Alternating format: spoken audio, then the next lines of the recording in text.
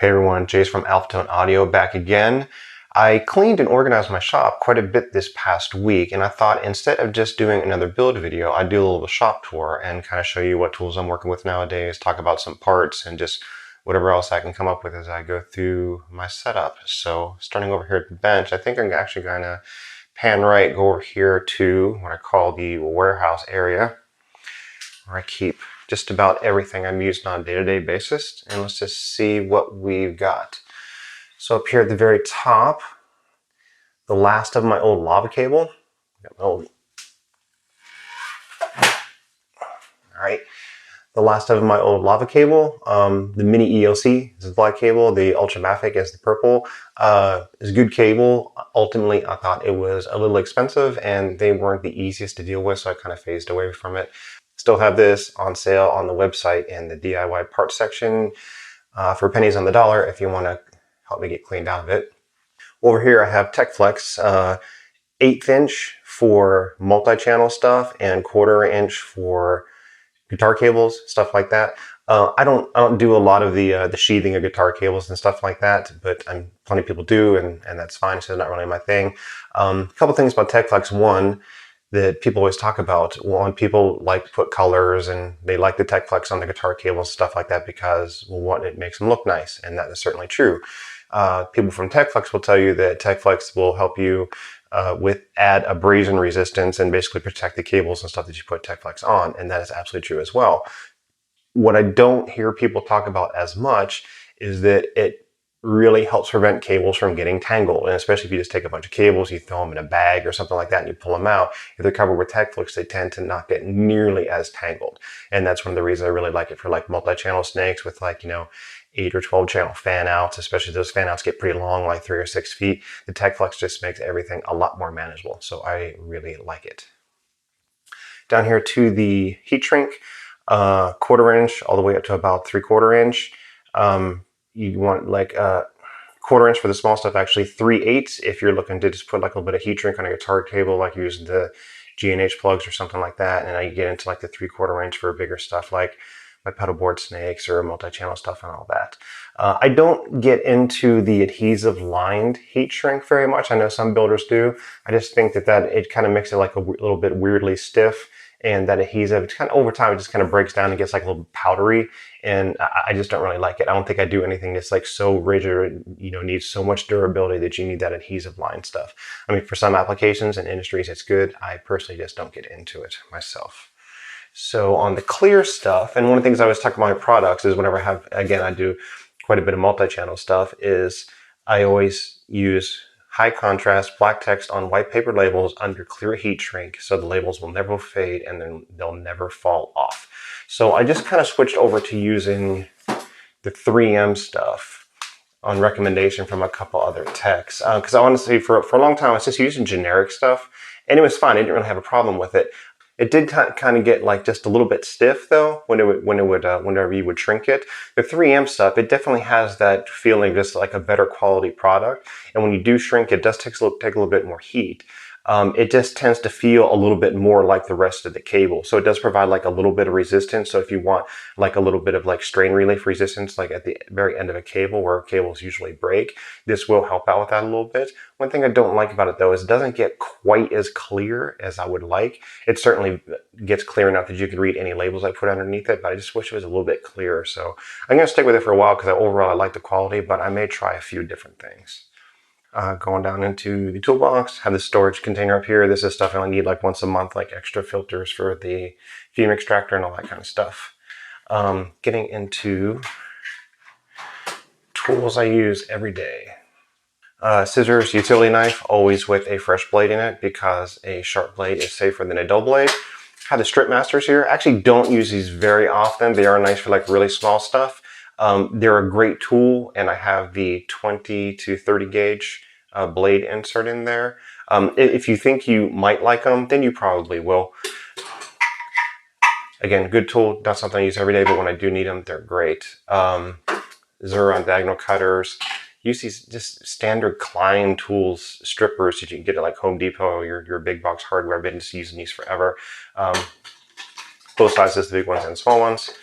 Or here, the channel locks, the Nipex, the big cable cutters, the big stuff, the Vise cable cutters. Talked about these in a parts video quite a while ago. Vise grips for just a few things. For the hand tools, I mean, the Vise, the channel locks, the Nipex, the Zerons. Spend a few extra dollars, get them, you'll love them, you'll have them forever. Totally worth the cost on stuff like that. Again, more screwdriver sets down here, screwdrivers and hex wrenches. I use this more often than you would think, just a standard pair of calipers. Got these on Amazon. I didn't go in for like a high-end one. I think these were like $45 or $50. And it's just always just kind of like measuring outer cable diameters and stuff like that. I get a lot of customer emails. It's like, hey, can I use this cable with this plug? And maybe I have one of the parts and I don't have the other. So you can usually cables, most manufacturers will post their specifications. You can check the outer diameter, but then I can always just, grab a part, grab the calipers, and I can just, check the maximum cable diameters can accept and stuff like that. So it's just measuring like punch out panel holes and the outer diameter of this panel mount plug or jacks and stuff like that. So they actually tend to be pretty handy. Fluke Multimeter, which I've had forever. I actually don't use cable testers on my stuff because I've built a lot of cables where you just can't get a cable tester that's going to work. Just like some weird pinouts or some stuff where like tip and rings get, like balanced, unbalancing cables and stuff like that. I'd go pin to pin on everything with the multimeter, especially if you get into like bigger multi-channel stuff like D subs and all like that. You're not going to get a cable tester for it. So multimeter for all that stuff. Still using the chopper that I talked about before, cut on my heat shrink and stuff with that. That's working out well. Generic parts stuff down here. The straps I use for the pedal board snakes and the generic Velcro straps for more cable stuff. Both utility blades for the chopper and utility blades for the utility knife. Some other stuff, poly bags for business cards. Desoldering stuff that I don't use very often because I don't really do a lot of repair or anything like that. Same with the flux wash. I will say though, every cable that comes out of here gets cleaned with the deoxit. And if you just want one simple, relatively cheap trip, get a can of this stuff. It's like maybe $10 or $12. Unplug all your cables and just get like a nice clean cotton cloth or an old t-shirt or something like that, and just spray all your plugs with this and clean them. I guarantee you'll notice it. This stuff, the oxidation on your plugs, it just builds up over time. You don't really notice it. You take everything out, you clean it, you put it all back together. I'm telling you, you're going to get better ground connections. Buzzes and hums will go away. You'll get more high end will come back. It's a super easy fix. Just do it every 6 months. Keep your cables clean. You will not regret it. Down here, stuff for pedal board builds, which I don't do a ton of, but I think I'm going to start doing more as I'm just getting a lot of requests for them. Cable ties, two kinds. One, I have low profile stuff. Just if I have things that are like not necessarily sheathed in tech flux or anything like that, how when you use a cable tie, you always have the big little like square of plastic. Well, these ones don't have them, and this is very nice low profile. So if you have to just zip tie a couple cables together, when you go to just coil it up, you don't have those bumps like tearing into your hands, and there's no sharp edges to hang out or anything like that. So don't use them all the time, but they're nice when you have them. Shorter 6-inch cable ties to go with the cable mounts. So this is what will go on the pedal board. You kind of do like big rows of them just for cable control, and use it to tie the cables to them just to keep things neat. These are just in generic wooden blocks. So if you ever have that situation where you kind of have a short pedal behind a tall pedal and you need to get that short pedal, just raise it up a little bit so you can actually hit the switch. There's nothing fancy on these. There's tons of products that people make, like just like the aluminum risers you can screw into your pedal tray or anything like that. And that stuff's all fine, but there are builders like far better than me. They just get a piece of like a 1/2 inch or a 3/4 inch plywood, or just some poplar boards or whatever like that. And they just cut these little blocks, paint them black, put some dual lock on it, and call it a day. There's absolutely nothing wrong with that. So speaking of, I have Velcro over here and dual lock. Dual lock I love. I mean, obviously Velcro works. If you're gonna do it, get the big 2-inch stuff. Again, big box hardware will usually sell a box of like the heavy duty Velcro, and then they kind of advertise you can hang rakes and stuff up with it in your tool shed. It works just fine. It's about 20 bucks a box. You can easily do even like a huge pedal board with it. I do like the dual lock though. I think it's more secure. The pedals don't move at all. It has better retention. and I just really like it. The only thing about dual lock though, and I did a whole video on this quite a while ago, and I talked a lot about it and gave lots of details and specifications and all the different models. It's expensive. It's certainly compared to Velcro. In the grand scheme of things, I don't think it is, but compared to Velcro, it's quite a bit expensive. And when you go shopping for it, you hit so many part numbers, and you buy it by the inch, you buy it by the foot, or it can get a little confusing. Okay, you get overwhelmed with it. You go to DigiKey, your mouser, and you put dual lock in the search box, you'll get hundreds of results back. Okay, one of the easiest things you can do is if you just buy the box of this Scotch. The product in here, it's not labeled Scotch, it's actually 3M Dual Lock. It's the exact same product as this stuff. Now this just happens to be clear. I don't know if you can get the black stuff in a box. Maybe you care about that, maybe you don't, but this is just as easy to work with. It's just as easy to find. Again, some big box hardware stores will have this. You can definitely get it on Amazon, but this is just kind of an easy way to get your hands on quite a bit of it.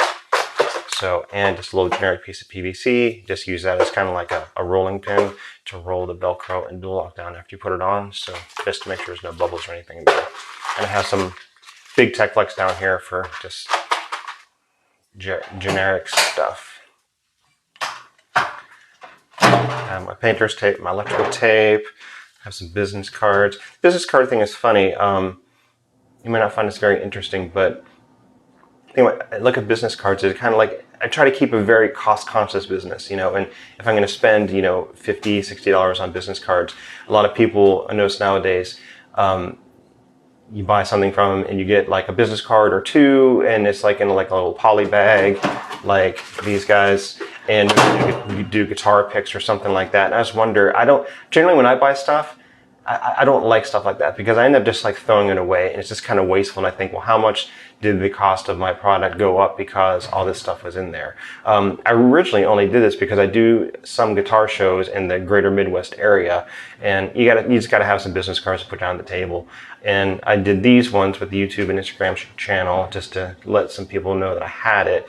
But I mean, from a marketing perspective, the conversion rate on this stuff is pretty bad. Like if you put 100 business cards on the table, at the end of the day, they're all gone, and you maybe get like one phone call or one email or something like that. So I don't know. I'm just always thinking about stuff like this, just, you know, creating the maximum value for the customer without adding additional cost. And with that in mind, let's talk about some parts. It's probably the main parts drawer here. You can see my own pedal board over here, which is a disaster at the moment. It's what's the expression? The cobbler's children have no shoes. It's just that thing is always a wreck.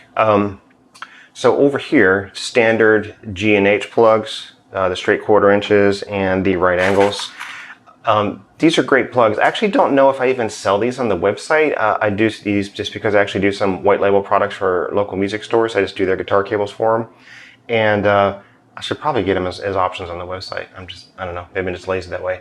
But I will say, if you're looking at starting to build your own cables, get these plugs. The price to performance ratio on these is great. They're definitely affordable. Plus they're incredibly easy to solder onto. It's because the metal is actually decent. It's better than some random generic stuff you get on Amazon. Plus because it has the crimp style string relief on them, it keeps your cable in place when you're actually doing the soldering, so nothing's going to be moving while you're working on it. Definitely check these out. I mean, great quality plugs. Down here, Switchcraft 236s, use these on lots of pedal board stuff. These are TRS MIDI. These are what I use for stereo loops on bigger switchers like the RJM Mastermind PVCs and stuff like that. Great plugs, I really like these. These Switchcraft right angle rotatable MIDI plugs, which are fantastic. Down here, some parts I'm gonna retire soon. These are Amphenol plugs. These are 1/8 inch and then standard 1/4 inch. These I specifically use for one product, which is a 12-channel Snake, 1/8 inch to 1/4 inch, and I designed to specifically go to the Arturia Mini Brute drum machine because it has individual outputs that are all 1/8 inch, but most people want to plug it into their sound card or whatever. So what I think, I'm going to phase that out. So once these are gone, then they're all gone. I'm not going to get them again. But again, this is when you just looking at like the cost performance of a product. I like this Amphenol stuff. Now, would I use these for like a guitar cable that's going to be on stage that I'm going to like stomp on and just like curl up like 1,000 times and all that kind of stuff? Probably not. I'd go for the Neutrik or the G&H or something like that. But if you're looking at a cable, it's like, okay, I need two cables because I need to take the stereo outputs of a synthesizer or a drum machine in my studio, and I'm going to plug it in, and it's never going to move, and those cables don't get coiled up and they don't get stepped on. This stuff is perfectly fine, and it's quite a bit cheaper than certainly like the Neutrik stuff. So it's one of those things I like to offer these as an option. It's one thing you can use like the Neutrik and the Mogami 2552 or something like that as like a heavy duty solution, or you can use an Amphenol plug like this, Mogami 2319, still great quality, just doesn't have all that extra PVC and stuff that you're not necessarily going to need if it's not going to get beat up. So again, if you just need a lightweight alternative and you need to save a few bucks, then I think these plugs are a good option. Next drawer is square plug land, the SP400s, SP500s, and the SPS4s. So of course the SP400s were the first ones to come out. Super low profile depth-wise right angle plug, which are great. I use the SP400s with the 2314, use the SP500s with the 2319. And of course there's other cables you can get in there like the Canary CS4, CS6, or the BTPA cables, or there's all kinds of stuff. That's just kind of, I'm just kind of standardizing Mogami right now. The SPS4s, absolutely fantastic for large loop switchers just because they're so small. I think this is probably one of the best bang for the buck plugs that they make.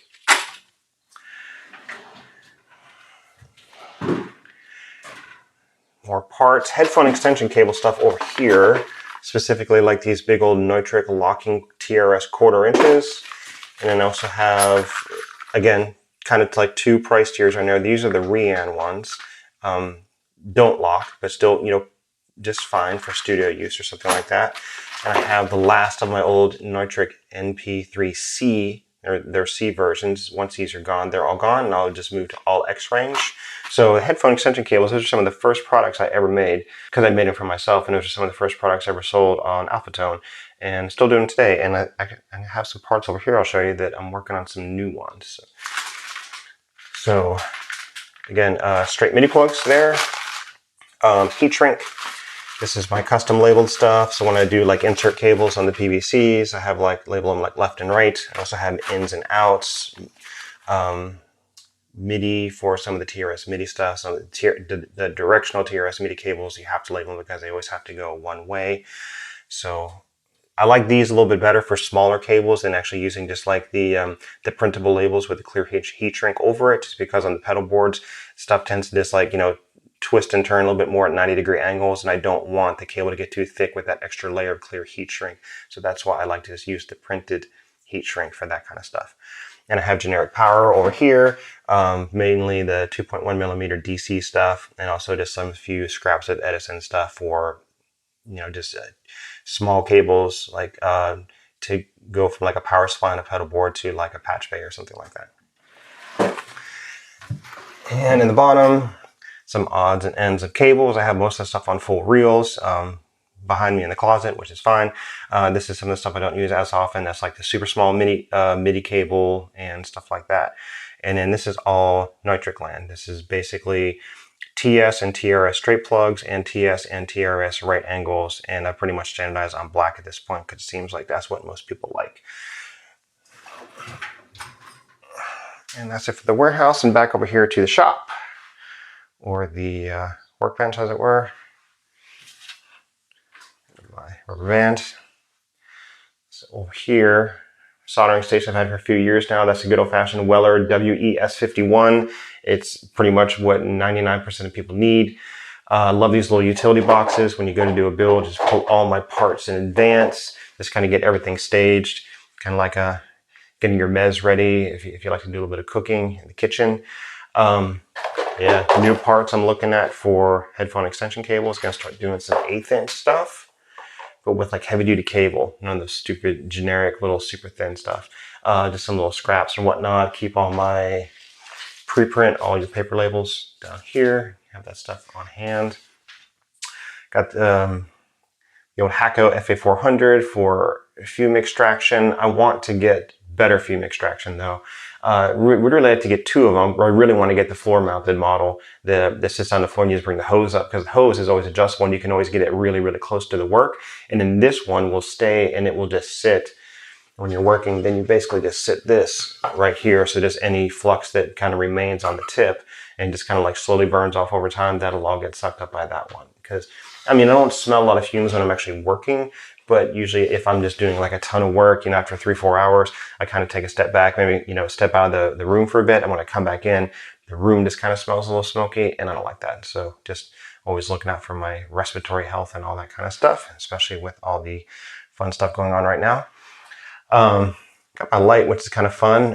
I do all the YouTube videos and stuff right here, so I actually needed something that had like a decent like color rendering index, you know, like didn't have too much of a color tint. So this is just like a cheapy light I kind of got on Amazon, and I have it connected to the bench with this what's called a magic arm. You get these you go to like Adorama or B&H Photo Video, or basically any kind of like large, you know, photo video supply place. Get a magic arm. Manfrotto makes them, Impact makes them. This is the Impact version, which is just a little bit cheaper, and it works great. And it's basically you just loosen one knob and the whole thing goes loose. You can adjust it any single way, and then you tighten it back up and it locks up, and it's great. So it's nice because I can always drop this right down, like over my vise while I'm soldering, get it closed, or I can kick it back up really quickly if I'm doing videos or whatever. So it's been great. I really like it. Keep your soldering iron tip clean all the time. After every 2 or 3 joints, clean it. If there's any blackness on it, whatever, get this stuff off or you're gonna make nasty joints. Soldering dispenser and just various little clamps and things I use to control cables. Heat sink. This old ancient vise that came out of my grandparents' house like 40 years ago. I have never found another benchtop vise I like as much as this one. The screw is a little bit weird on it, but hopefully this thing will probably outlast me. Don't really like the helper hands too much. If you are going to use it for cables, notice I do actually put a little bit of heat shrink over the jaws, and I actually file these down a little bit too, and I put heat shrink over them just because they're a little bit sharp. You don't want to scratch up your cable. It's a very small cosmetic thing, but it just bothers me when I put a cable in there and I take it out and I see like the little teeth marks in it. I don't like that. So just kind of take a little bit of the bite out of the jaws. This is the cheapest heat gun you can get on Amazon. Just use that for shrinking my heat shrink. It works just fine. And I have this lovely little antique back here, the Archer 6 outlet power strip. I think I bought this at Radio Shack like 30 years or whatever. It has been with me forever. It's practically sentimental at this point, but that keeps everything going on the bench. So that's about it. I hope you got something out of this. Again, when you're looking at cables, there's so many different reasons why you would buy a cable or why you would not buy a cable. Some people just like, they want to spend some money, they want to go high end, or they need to keep it cheap. You can buy by features, you can buy by, you know, does your favorite player use one of these cables, whatever. And I'm always trying to go through all these decisions all the time whenever I come up with a new product, just trying to think of, you know, the best cost and price and performance ratios for my customers, just making sure they get exactly what they need and that it takes their rigs to the next level. So, and speaking of all my customers, it's been crazy the past few months. I know a lot of them have lost all their gig income. Everything's been closed. And I thought, well, this is going to be bad for me. Like no one's going to be wanting anything, but it's actually been the opposite. And I've had tons of customers reach out and they say, well, now's a good time for me since I'm not gigging, take a look at my rig, get some stuff cleaned up, maybe get some stuff connected that I haven't just gotten around to so far. And there's been a lot of people like taking their rigs up to the next level and getting some maintenance done so they can go back and hit it hard when everything opens back up again. So I would just like to say thank you to all the customers that have helped to support me throughout the past couple of months. I really appreciate it. It's been great. I hope a lot of you are enjoying your new cables and enjoying your new rigs. And I don't know about you, but I'm certainly ready to get back out and see some live music again. So with that, thank you all very much. Hope you got something out of this video. If you did, please consider liking and subscribing, and I will see you next time.